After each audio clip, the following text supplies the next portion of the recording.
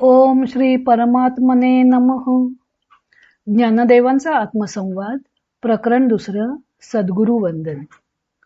सद्गुरु महिमा भाग 6 ओवी 10. ज्ञानदेव सद्गुरूंचा महिमा गात आहेत. ज्ञानदेव म्हणतात, अविद्या काळवंखे की स्वबोध सुदीन फाके शीतळ प्रसादारके जयाचे मी. अविद्या काळवंख म्हणजे अविद्यारूपी रात्र किंवा काळोख. प्रसादार्क म्हणजे कृपारूपी सूर्य.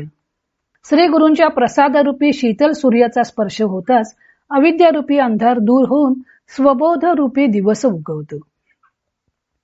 स्वामी स्वरूपानंद याचं अभंग रूपांतर करताना म्हणतात, जयाची या कृपा सूर्याचे किरण स्वभावे करोन स्पर्शताची. अविद्या काळोख जातसे लोपोन होऊन सुदीन स्वबोधाचा. सद्गुरूंचं दर्शन होताच दृश्याची आठणी होते व शिष्याला एकत्वाचं ज्ञान होतं. तो अद्वैत स्थिती अनुभवतो. ही गोष्ट केवळ सद्गुरु कृपेमुळे शक्य होते. ज्ञानदेव या ओवीत सद्गुरूंच्या कृपेवर सूर्याचं, ज्ञानावर दिवसाचं रूपक करतात व शिष्याच्या द्वैत भानावर किंवा अविद्येवर काळोखाचे किंवा रात्रीचे रूपक करतात. सर्व काही परमात्मा स्वरूप आहे या ज्ञानाचा शिष्याला विसर पडलेला असतो. त्यामुळे शिष्याला दृश्य जगत हे वेगळेपणे भासत असते. हे जे अज्ञान आहे त्यावर ज्ञानदेवानी अंधाराचं रूपक अथवा काळोख्या रात्रीचे, अमावास्येच्या रात्रीचं रूपक केलं आहे. रात्र जशी अंधाराचे आवरण निर्माण करते तशी अविद्या अज्ञानाचे आवरण निर्माण करतेच, पण त्याचबरोबर विक्षेपही निर्माण करते. दोरी असून त्यावर साप भासवते. अंधारात मनुष्याला योग्य मार्ग दिसत नाही. तसेच अज्ञान रात्रीमुळे जीवाला मी कोण हे कळत नाहीच, पण मी म्हणजे देह आहे असा विक्षेप निर्माण होतो. परमात्मा म्हणजे कोण, धर्म कशाला म्हणावे, अधर्म कशाला म्हणावं, भक्ती म्हणजे काय, ती कशी करावी, हे काही कळत नाही. अर्थातच अंधार दूर करण्यासाठी ज्याप्रमाणे सूर्यच हवा त्याप्रमाणे अविद्यारूपी अंधार दूर करण्यासाठी सद्गुरु सूर्य हवा. सूर्य उगवता क्षणी दशदिशा प्रकाशानं उजळून निघतात. अंधाराचा मागमूस सुद्धा राहत नाही. त्याप्रमाणे सद्गुरु रूपी सूर्य उगवला की अज्ञानरूपी अंधकार राहतच नाही. ज्ञानदेव म्हणतात की स्वबोध सुदीन फाके. स्वबोध म्हणजे स्वतःचा बोध, अर्थातच स्वरूप ज्ञान, आणि सुदीन म्हणजे चांगला दिवस. ज्ञानदेवाने स्वबोधावर सुदिनाचे रूपक केलं आहे. सकाळी सूर्य उगवायच्या वेळी जर आकाश मेघाने व्याप्त असेल तर वातावरण कुंद असतं, त्याला सुदीन म्हणता येत नाही. सद्गुरु सूर्य उगवला की स्वबोध रूपी सुदीन उगवतो. स्वबोध म्हणजे स्वतःचा बोध, म्हणजेच स्वस्वरूपाचे ज्ञानरूपी सुदीन होतो. अज्ञानाचे मेघ राहत नाहीत. स्वस्वरूप ज्ञान झाल्याबरोबर स्वतःसह सर्व दृश्य पदार्थ हे परमात्मा स्वरूप आहेत हे कळून येते.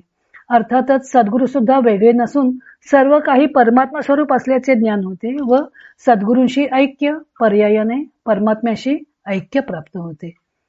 शिवतले प्रसादार्क, शिवतले प्रसादार्क व शीतले प्रसादार्क असे 3 पाठभेद या ओवीत दिसून येतात. शीतळे प्रसादार्क असा पाठभेद स्वीकारल्यास शीतल सद्गुरु रूपी सूर्य असा अर्थ होईल. सूर्यप्रकाश तर शीतल नसतो, मग ज्ञानदेवानी येथे शीतल सूर्यप्रकाश असं का म्हटलं असावं अशी शंका येऊ शकते. येथे ज्ञानदेवानी विरोधाभासानं वर्णन केलं आहे. हा सद्गुरु रूपी सूर्य लौकिक सूर्यापेक्षा वेगळा आहे, अद्भुत आहे. लौकिक सूर्य उष्ण असतो तर हा सद्गुरु सूर्य शीतल असतो.